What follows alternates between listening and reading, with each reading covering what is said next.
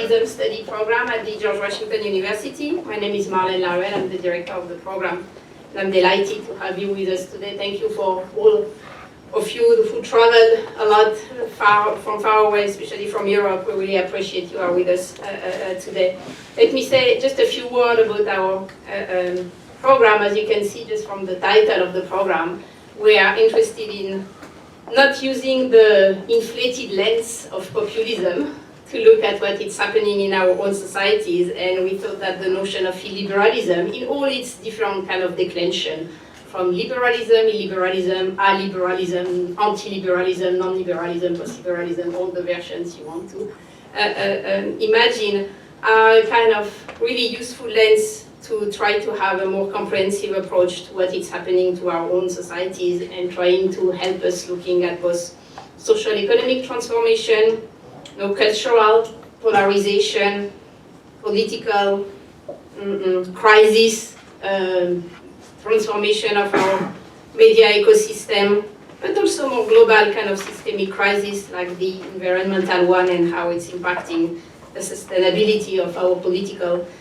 models. And so that's with that in mind that we wanted to really organize that day of discussion on the erosion of liberal democracy in Europe. And what we will be doing today is to try to go in depth in this exploration, not only of the most classic or obvious issues of the mainstreamization of the far right or the autocratic consolidation, but also looking at other aspects that we think are part of the global picture, like challenges to liberalism also coming from the left. Rise of communautarism, how liberal governments are gradually using more and more authoritarian methods to deal with their own difficulties in terms of political efficiency, how conspiracy theory are spreading to help people making sense of politics. And we will begin this discussion by looking at how neoliberalism is endangering or contributing to decredibilize political liberalism. And so I will first give the floor as a kind of short keynote speech to Clara Mattei from the New School, who recently published The Capital Order, How Economists Invented Austerity and Paved the Way to Fascism.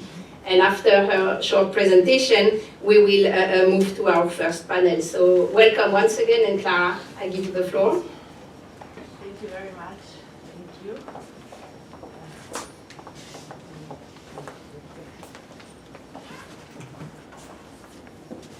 It's lovely to be here and to be able to begin this conference. I think a reflection, also considering what we are witnessing going on in front of our eyes, namely a very, very harsh war that is hitting civilians and especially children. I think this topic is more than ever timely to discuss on what is going on exactly in this world and how ultimately this came about. So the book I published, The Capital Order, tries to breach the usual dichotomies that we've been used to using to thinking about contemporary capitalism in the 20th and 21st century, namely the easy division between liberalism and fascism. What I look at is ultimately how, in a way, a big explanation of the rise of the far right, especially in this last decades, can be really attributed, or at least can be some reasons for it can definitely be seen in the fact that liberal democracies themselves breed forms of de-democratization and illiberalism from within. And this is especially the case if we look at the type of economic policies that have been put into place throughout, I would say, the 20th century, namely austerity policies. So if we take as the lens the actual type of macroeconomic management of the capitalist economy, then we tend to see some uncomfortable parallelism between what happens in authoritarian regimes and what happens in liberal democracies. And I do think that what we see today as the rise of the far right can be actually attributed, at least in part, to the successes of austerity in depoliticizing and weakening this the general public, in frustrating the general public by making it more vulnerable because of this increase in market dependence that is the outcome of austerity. So just a definition of austerity, when we talk about austerity, we tend to use, unfortunately, a very depoliticized sense of austerity, by which austerity is just about budget cuts and tax increases. This definition of austerity tells us very little about the winners and the losers of austerity, because it doesn't really focus on where the state cuts and who the state actually taxes. This is why a class lens actually allows us to see that austerity is about cuts, especially in social expenditures, and not budget cuts in general. In the United States right now, we could not detect austerity if we just look at the amount of money the state is actually spending, especially, of course, in the in the military-industrial complex, we very well know. So what happens, though, is that if we dig deeper and we check where the state is actually spending, we see that actually social expenditures is decreasing even in the Biden administration. Okay, so it's social expenditures, and this doesn't mean that the state can't spend in other places that actually help the national and the global elite. And then it's about regressive taxation, meaning taxing the poor, the majority, the workers, rather than, of course, capital gains, corporate taxes, inheritance taxes, right? So, for example, consumption taxes have been increasing steadily in the Western and non-Western countries, okay? So this is fiscal austerity, regressive taxation, and cuts in social expenditures. Then we have monetary austerity, which of course is increases in interest rates, something that we've again been witnessing in the last year. And then finally industrial austerity, which is about the state actively intervening in privatization and ways to actually weaken the organized workers. So we see that austerity functions in a very powerful way to shift resources from the majority of the working people to the minority that actually makes their income out of capital rather than labor. So austerity is not a technical tool to manage an economy out there, but it's actually a political project to, in favor of what is actually fundamental for a capitalist economy. That's the title of the name, the capital order. What is fundamental for any economic growth that happens under capitalism is the preservation of capital as a social relation by which the majority around the globe has no option but to sell one's capacity to work in exchange for a wage, and I would say low wage. So austerity functions ultimately to preserve the class stability that is the grounding element of our society, which is a capitalist society. So what I do is, what I just told you right now is, let's say, the structural framework of what I've discovered by using the help of history. This is a book in historical political economy that brings us back to a moment that speaks to us very much right now, which is what happened after the Great War, 1919, 1920, the early 20s, a moment in history in which indeed liberalism, and I would say capitalism at large, was in grave crisis. And it wasn't just about an economic downturn. It was actually an existential crisis. Why? Well, because the majority of the citizens, and I'm not just talking about Eastern Europe, I'm talking about the hub of actually Western capitalism, meaning Great Britain and Italy. This is the parallelism I make in the story is between Italy and Britain, and I'll tell you why obviously in a second. But what's interesting is that in these countries, the war triggered a sense by which capitalism was no longer the viable way to organize the production and distribution of resources in society. So I'm not going to get into the details, but it's very interesting because we see that when the state intervened to manage the economy in ways that it hadn't done before in order to survive the war effort, this nationalization, especially this control of the labor force, political control of the labor force, workers were actually militarized in Italy, while in Britain they were forced to fundamentally to not leave their jobs through leaving certificates and many other ways of politicizing labor relations. Well, this ultimately had a very powerful effect of denaturalizing capitalism. Meaning that not just militant workers, but if you read the bourgeois newspaper of the time, what you realize is that it was clear sense by which we had to reimagine the foundations of our society, overcoming wage relations and private property of the means of production. So it's in this moment, the key moment, I would say the strongest existential crisis of capitalism,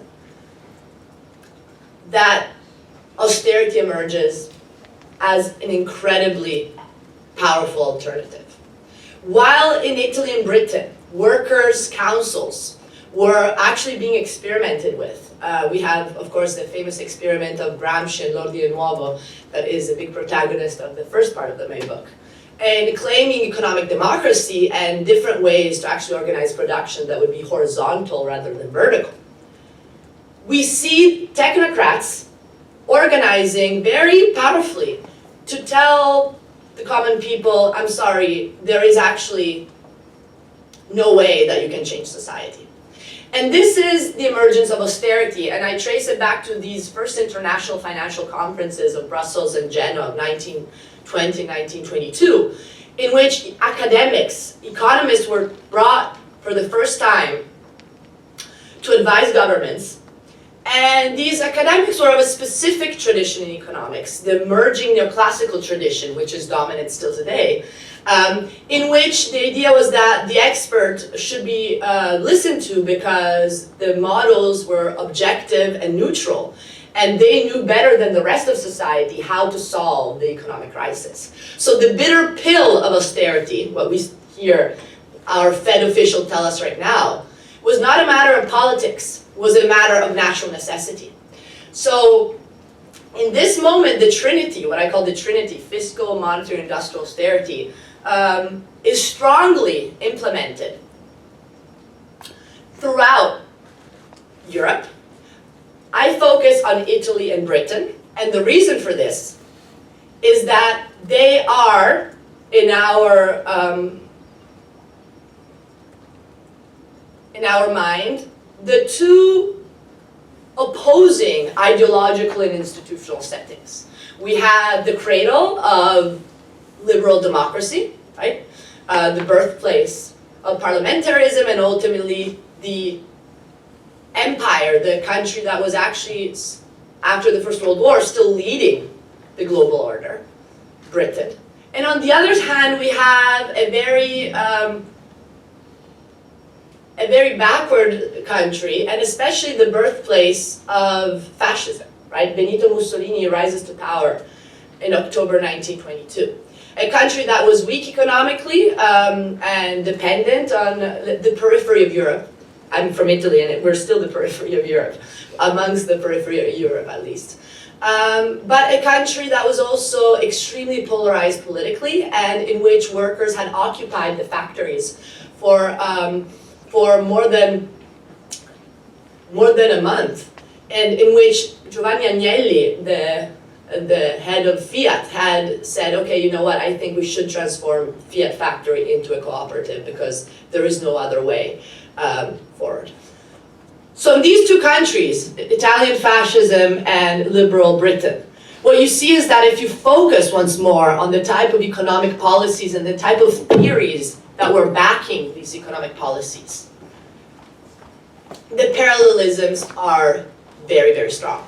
So I'm going to focus, that clock is working, right? No, it's 5 minutes too early. Okay, good. Yeah, but I'm not, so I have some time for questions. I need just like 5 more minutes.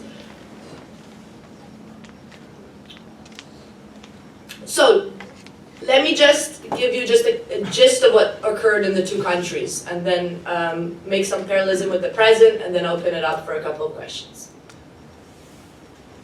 Italy. Mussolini was a darling of liberal experts, not just in Italy, like Luigi Einaudi, our then president of the Republic when fascism actually fell, was Luigi Einaudi, who in the early 20s was a very, very enthusiastic supporter of Mussolini's economic policies. And I have a I'm not making this up. I spent many, many years in archives collecting actually primary sources in which I show that it's not just Einaudi and the liberals within the country, but it's also, of course, those who count at an international level. For example, Montagu Norman, the head of the Bank of England, who uses strong words of strong approval. So, for example, even Montagu Norman, the governor of the Bank of England, who expressed wariness of the fact that under fascism, anything in the way of otherness was eliminated and opposition in any form was gone, added in the same breath, "This state of affairs is suitable at present and may provide for the moment the administration best adapted for Italy." He continued, "Fascism has surely brought order out of chaos over the last few years. Something of the kind was no doubt needed if the pendulum was not to swing too far in quite the other direction. The Duce was the right man at a critical moment." So clearly the idea that Mussolini was the head of government who was capable indeed of restabilizing the capital order, of eliminating alternatives to capitalism, and of providing the best possible setting for profit rates to soar, for foreign capital to be attracted within the country, and fundamentally for industrial peace. Right, so we have the ambassador of England noticing 18 months ago, any instructed observer of national life was bound to come to the conclusion that Italy was a country in the downgrade. It is now generally admitted, even by those who dislike fascismo and deplore its methods, that the whole situation has changed. A striking progress towards the stabilization of state finances. Strikes decreased by 90% and working days lost decreased by over 97%. So we see how Mussolini was capable, through austerity, to pacify labor relations. What austerity did was the most widespread privatization campaign. And this is rarely talked about. We imagine fascism as connected to some form of statism. Actually, if you look at history more attentively, you see that the privatization that Mussolini put in place in the 20s was unprecedented. Followed by, of course, the fact that he could intervene by law to suppress wages. So this is what he did. He eliminated, of course, the possibility to strike, while cutting social expenditures and laying off public employees. Ultimately, the whole recipe of austerity with, of course, also increases in interest rate to go back to the gold standard in 1926. Now, what I would like to finish up by saying is that while Mussolini showed an austerity that was overtly authoritarian, in the sense that it was actually political coercion that functioned to restabilize class relations. Political coercion, what I mean is that the state, again, intervened directly to subjugate workers. In Britain, which again one thinks as something very far from this scenario, things didn't really change in terms of the outcome and the successes of austerity. When I say successes, it's always in quotes, but it was successful in terms of what it was supposed to do, which was, again, create the best possible environment for capital accumulation to start back again, right? So in Britain, what happened was something very, very similar, unfortunately, to what we are witnessing now in this country as we speak. Meaning, the deflationary wave through increases in interest rate. So the biggest tool used in Britain, apart from the fact that social expenditures were decreased and taxes, regressive taxation was really big. I have a lot of information about that. What was really the most powerful tool was monetary austerity. So in 1920, the Bank of England, with the support of the Treasury, increased interest rates to 7%. What did this do? Well, it started slowing down the economy to the point that the economy was actually depressed. Now, traditional literature has seen this as ultimately the struggle between the London, right, the finance and industry, saying that austerity was supporting finance rather than industry. What I show is that if you take, again, a class lens, what is clear is that austerity was meant to discipline workers, which is again what we see today, meaning that the slowdown of the economy increases unemployment. and this is something that all economists know, and what austerity is meant to do is ultimately solve the problem of a tight labor market. Something that we're familiar with if we listen to what, again, experts in the central banks around the world tell us. Solving tight labor markets means that people should lose their jobs. Unemployment rates need to go up because we have very, very low unemployment rates. And when unemployment is low, guess what happens? Workers gain bargaining power. Workers start asking for higher wages, get politicized, rebel potentially against the capital order, which is again something we're seeing today, given that we very well know how the United Auto Workers just won their battle, and a lot of other workers are on the picket line as we speak right now in this country. So we see how austerity again is a tool of reaction against a possible disorder in the labor relations to preserve what is fundamental for our capitalist economy to work, which is low enough wages and rates of exploitation that you can measure that are high enough. So in Britain, and this is again very clear, is that I showed through charts that once interest rates went up, unemployment started soaring. It reached 17% of the insured workforce. And from then you see a decline in strikes and ultimately the stabilization of capitalism as we knew it. And this is G.D.H. Cole, who is a protagonist in my book. He was a guild socialist working in favor of the building guilds as an alternative way of organizing production. He noted, the big working class offensive had been successfully stalled off. And British capitalism, though threatened with economic adversity, felt itself once more safely in the saddle and well able to cope, both industrially and politically, with any attempt that might still be made from the labor side to unseat it. So the point here is that, of course, there is a short-term cost, which is a potential recession, right? The impossibility of a soft landing, if we want to use the words of the experts. With a structural gain, which is once more the correct balance under capitalism of the power relations between capital and labor in favor of capital. So if you look at labor share and capital share, meaning what goes as a part of GDP to workers rather than to capitalists, you clearly see that the quick turnaround between what was happening in 1919 to what was happening by the mid-20s, okay? So this, I think, speaks to, some themes of this conference is to try to really, as scholars, as critical scholars, to rethink these comforting binaries, right? Oh, there's liberal democracy and then there's illiberalism. Well, what if actually some commonalities are obvious historically, and how ultimately somehow we could say that the fact that illiberalism is so popular right now has to do with the fact that liberal democracies has indeed weakened workers, eliminated class consciousness to the point that one buys into the rhetoric of it's the fault of the weakest, right? I'm from Italy right now. Giorgia Meloni came to power. She didn't get that many votes because the majority of people just stopped going to vote, but the majority, many more than it was used to in Italy. I used to have a good turnout. This didn't happen in the last few years. But the reality is that she came to power with a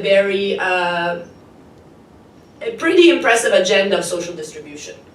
Guess what? As soon as she was in power, she was a perfect student of Mussolini in the 20s. And the fact that she actually was capable of doing, through the fact that her state was stronger in actually being coercive against political opposition of protesters, in doing, for example, the abolition of citizenship income, which was a very meager amount of money that was going to poor families. Now we have 25% of the population in relative poverty, and absolute poverty, which was 6 million, last statistics, now I was just reading a report this morning, went up.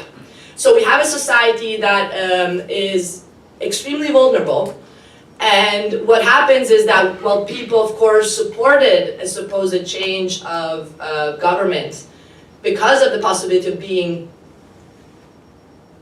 critical of the Troika, critical of this austerity that was coming from Europe, of course, as soon as she was in power, what happened was that she showed Europe and our markets, that's why our ratings are so good, that actually she was going to continue on the line that was established by Monti and by Mario Draghi before her, meaning tightening of social expenditures and, of course, constantly privatizing and keeping within the austerity formula.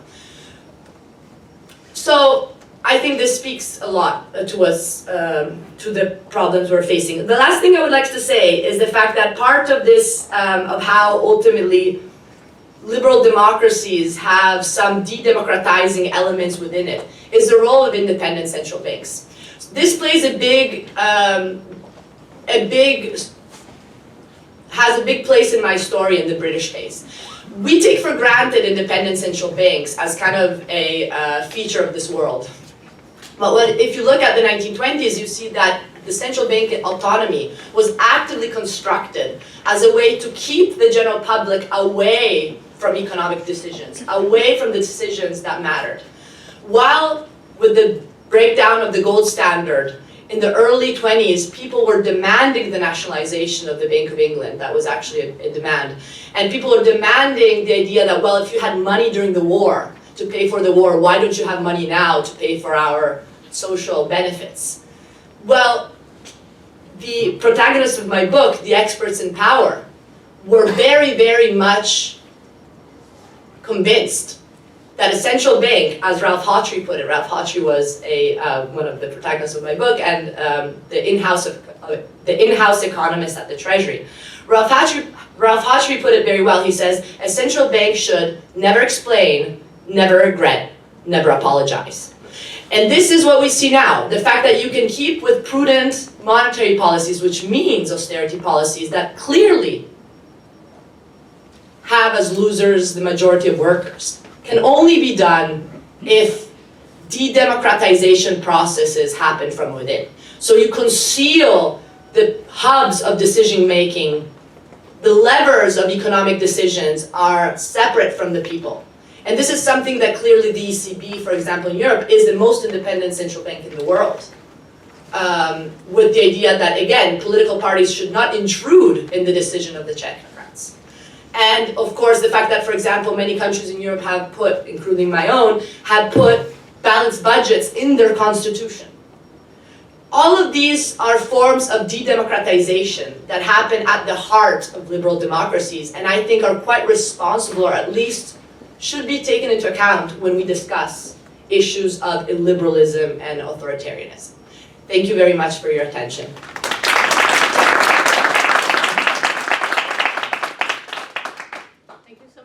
We have time for questions, so let's collect a few questions. So one question in the back, so yeah, introduce yourself also. Yeah, thanks for a great talk. I'm Sang. I'm a postdoc scholar in illiberalism studies here. I just wondered, just very quick question. Many people argue, during the time of financial crisis, social democrats kind of were not really successful in responding to the austerity narrative. So in many European countries, both social democrats and conservative parties agreed that austerity was the best solution, even though it was really painful. Best solution for the financial crisis at the time in Europe, the sovereign debt crisis, pretty much. Right? So I just wondered, your thought on this. I mean, how, were social democrats or parties on the liberal side be able to respond better to the austerity dominant narrative at the time, or? Yeah, so this is really the key takeaway, I think, from my work in historical political economy, is that austerity cuts across party lines. And this is the whole point, right? It's ultimately the core of the consensus amongst the governing elite, and it doesn't really matter where you stand from a point of view of your political tradition. So clearly in 2008 is a very clear example of how austerity is not just about cuts in general. It's about, of course, having large amounts of money going to bailing out banks or subsidizing big corporations, and this is what happened also during COVID, a lot of money going to ultimately to de-risking big business, while of course it's the people who have to bear the brunt of the financial crisis. But you see, what my work as an economist and as a historian of economic thought has been about trying to deconstruct the idea of possible neutrality in economic models. So the idea that they tell you, well, of course it's going to hurt, but this is for the good of the whole. This idea that there exists such thing as a good of a whole in a capitalist society, and especially by those who actually are trying to stabilize a capitalist society, I think is a great, great myth that is very important for scholars, or at least I believe that is very important to actually reveal as, and it's revealed by their own actions, and this is what's interesting. If you actually look at history, then it's history itself that reveals how the good of the whole falls, because actually it's always the working people who suffer. Jack, there in the back. Yeah. Hi, Jack Thompson from the University of Amsterdam. I was very interested when you mentioned, my ears kind of perked up when you mentioned kind of for the first time the influence of the neoclassical economists in kind of the early 1920s. What role does kind of the growing influence of Keynesians and then later neo-Keynesians play, starting, say, in the United States in the 1930s and then kind of after that? Thank you. That's actually speaks through my next book project, which is going to be about the so-called golden age after the Second World War. But Keynes is indeed part of my story, because what is interesting, and this is where I think the work gets a bit controversial, is that what is interesting is that if you focus on austerity as a way to protect the capital order, right? Austerity is not a policy mistake. So Keynesians tend to depoliticize the issue and tell you, well, austerity is irrational, it's stupid, it's bad economics, right? But actually, if you politicize austerity, what you see is that in the moments in which there is a potential existential crisis, Keynesians are favorable to austerity. So Keynes of the early 1920s, Keynes of 1919, 1920 was actually pushing for even higher interest rate hikes than the Bank of England was. Right? He said we should go up to 10%. And if you look at Keynesians today, they are very much in support of the fact that there's counter-cyclical policies. That sounds very technical. Counter-cyclical policies means that when the economy is heated, meaning people have lots of jobs and have higher bargaining power, what you need to do is cool it down.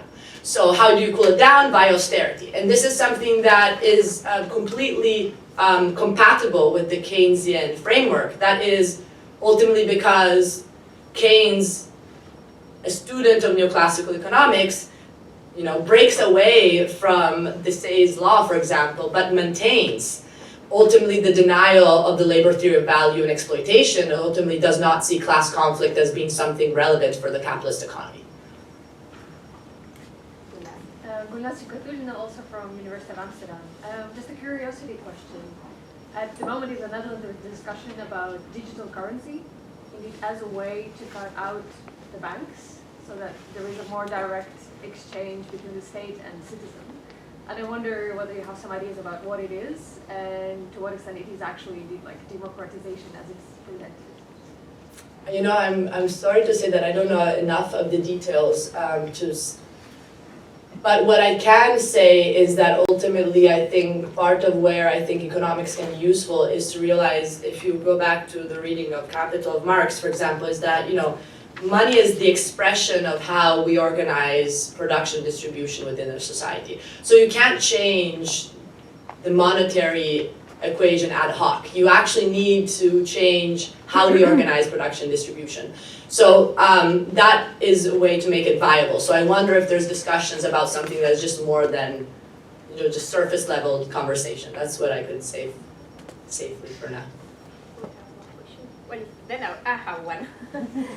Clara, you make really powerful comparison between the 20s and nowadays, and I was wondering the transformation of the capitalism we have today compared to the one we have in the 20s. How is that impacting your thinking, and do you think it makes it even easier, the fact that now it's no more a kind of old-fashioned industrial capitalism, but the financial capitalism and the data mining capitalism, where in a sense workers are almost secondary for the production of big money now, and the fact that it's a globalized capitalism where flows of money can circulate and cheap labor can arrive through migration in a different way than it was in the 20s. So how do you think this new type of capitalism that we have now is kind of facilitating or not the kind of austerity measure in the relationship to kind of illiberal movement. I'm thinking, of this contradiction that we had, for example, of course, in Trump of neoliberalism and protectionism, so this kind of, so you can still be neoliberal, but with a narrative that looks anti-globalization, so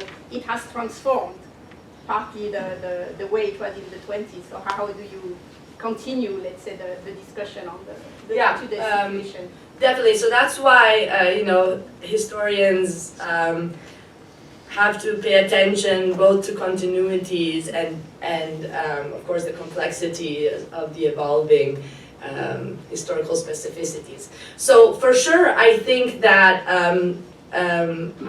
the main features are still very valid today because capitalism is still capitalism. And I would say actually that right now this conversation about the role of austerity makes even greater sense for the fact that there needs to be even less mediation perhaps with indeed industrial capitalists to take decisions of austerity, which of course hit them in the short term with the idea of long-term stabilization of profit rates. So yes, I would say that I think more than ever today the role of austerity is crucial. And also the main feature of austerity, which is ultimately the loss of agency of the people, is a very important element. The active construction of this loss of agency. It's not a spontaneous loss of agency. And also the active construction of the end of history perspective, the idea that ultimately we do have nothing outside of capitalism, right? The active construction of the fact that everything else has failed, that ultimately that means that we're stuck in the system forever, is something that is still very powerful, but I do believe it is bound to fail in the sense that people are not convinced of this anymore. It's enough to see what's happening in the city. I mean, you have the White House and then you have tents, a whole avenue full of tents, people sleeping in freezing weather. These are real contradictions that people perceive, and thus the narrative of there's no alternative, I think, has to be always more actively constructed, but with greater, I think, understanding that it is probably a narrative that helps the few rather than the many. And this is definitely clear. Thank you so much for having me. Thank you so much, Clara.